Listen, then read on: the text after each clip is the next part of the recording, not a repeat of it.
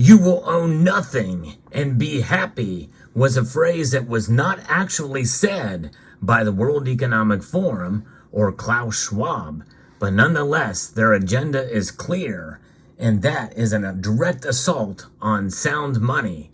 Let's explore.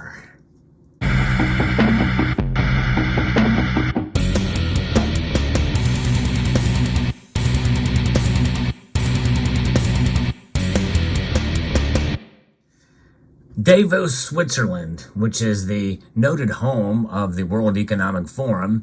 They've had summits there and other cities around the world, but nonetheless, globalism is something that is promoted with the World Economic Forum.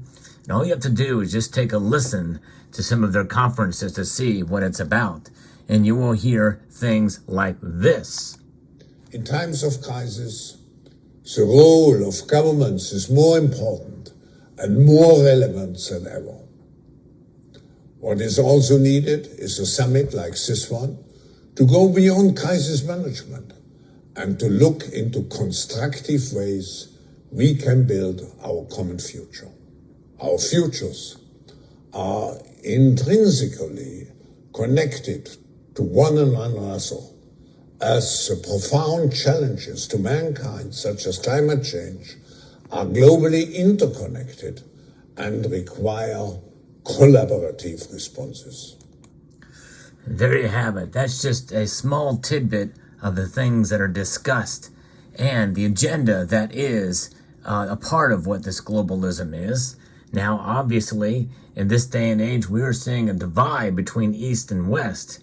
And it seems like most of the Eastern nations are against some of this agenda, whereas the Western nations are more for globalisms and collaborative efforts against, quote, climate change and the like. You know, ESG, environmental, social governance, and underneath of that is DEI, diversity, equity, and inclusion, sustainability. All of these buzzwords that we see these days all have one commonality, and that essentially is this idea of ownership or collective ownership. And even though it's not directly touted at the World Economic Forum, it certainly is something that they are very open to, and especially if it leads to further control by the globalists. You know, and what is this globalism and how is it being manifesting itself? It's manifesting itself first and foremost through the idea of a Great Reset, which is a book authored by Klaus Schwab, and you also hear it talked about by other authors as well too, that talked about the dangers of globalism and this agenda. So what is this all about? This is about reshaping our monetary system around the ideas of DEI, ESG, and other factors, to where we have central bank digital currencies that are already in play in some of these Eastern nations like China. They're already using social credits and other thing to control the citizenry. And that's exactly what is, I believe, is coming. And we very well may see manifestations of this in great parity in around 2023. In other words, they'll start to become ever so clear and utilized more often. In fact, right now here in the United States, we have the precursor to that, something known as FedNow service, which facilitates and speeds up transactions between entities, institutions, and even individuals. And though that may sound good, it is setting the rail system for the train of a central bank digital currency, which is coming. And when they have control over that, then they have control over you. In other words, you'll have your dollars be tied to this system where every dollar that is transacted digitally and even physically, such as this note here, which has a traceable serial number on it. But imagine a QR code with this note where you have to scan it at the point of sale, and it tells you the timestamp, where it came from, and what it was being bought with that dollar. And if that dollar can somehow be traced to you individually through a series of transactions, well, then your identity is known. So it's almost inescapable even in the physical realm, because one manifestation of this is something called e-cash. Even though it's a physical paper note, there's some sort of tracking mechanism on the note itself, whether it be a QR code or even an RFID indentations, on the note itself. And, those are the types of things that we're looking at. Now, how else are they at war with with sound money, which is gold and silver? By discouraging the use of these things, by taxing them. I think, in a sense, the World Economic Forum, even though they did not create this, the value-added tax in many European countries, I believe, is a direct assault on sound money. It is a punishment for using sound money, for having it, for storing it, buying it. And I think that is one idea and one way that this is happening. Other nations have taxes, import taxes on precious metals as well too, which is another assault. And by the way, even though some nations in the BRICS nations are not a part of the World Economic Forum, many of them subscribe to the same ideals as the World Economic Forum. Russia and China are perfect examples of countries that indeed, through the very types of systems of government that they have, are very much right and directly in line with much of what the World Economic Forum preaches. And to me, that is a shame. And even though some of these nations may on one hand promote sound money by holding it in central banks and even allowing some of their citizenry to own it, on the other hand, they are all about control of their citizenry. For me, financial freedom and fiscal freedom is about having sound money that is untraceable, untrackable. And right now, the best thing we have outside of silver and gold is cold, hard cash. Indeed. However, that is under assault as well, too, because it can be manipulated through inflation. Already, the Federal Reserve, our central bank here in the United States, has already devalued this currency dramatically over the past 2 years with inflation.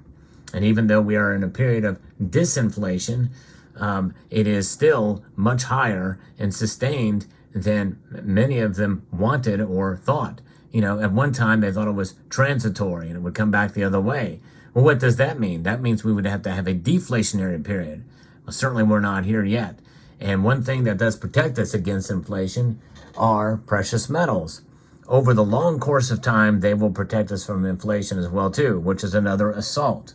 But, the thing is that we've already seen the assault on our money back in 1910 with a meeting on Jekyll Island in Georgia. And that was the creature from Jekyll Island, which is essentially this idea that, you're going to create more control and a tie-in to creating a central bank, a Federal Reserve System.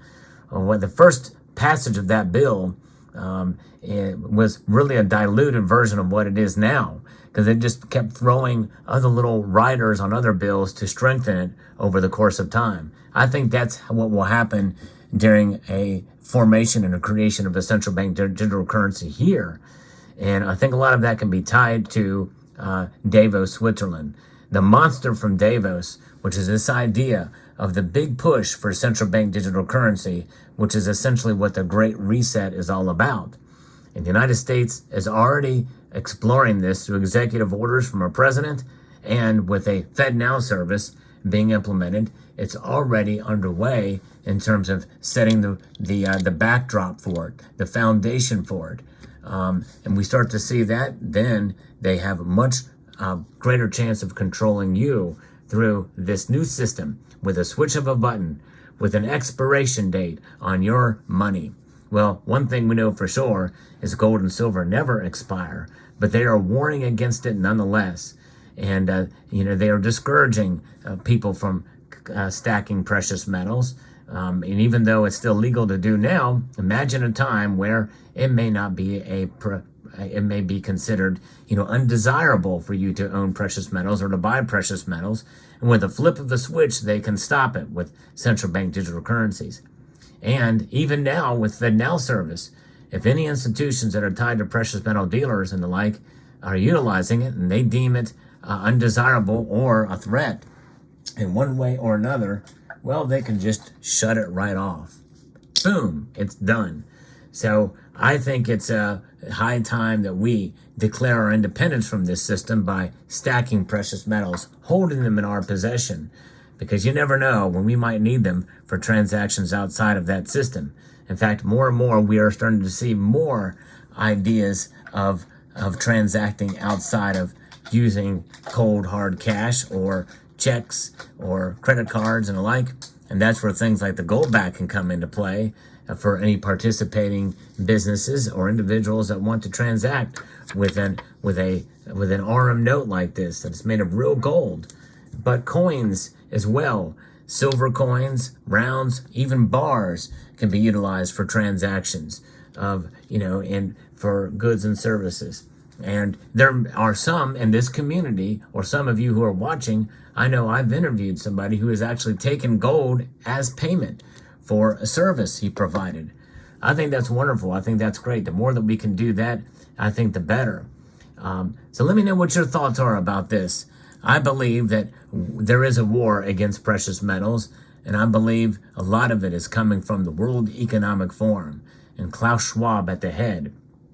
So I tell you what, he wants us to stop eating meat as well too, because it's bad for the environment. Do you know what? I'm going to keep eating my meat, and I'm going to keep stacking precious metals. Let me know what you're going to do. Hope you found this video informative, insightful, and educational. I would like to extend a multitude of gratitude to you all for watching, and to encourage you to please rate, share, comment, and subscribe.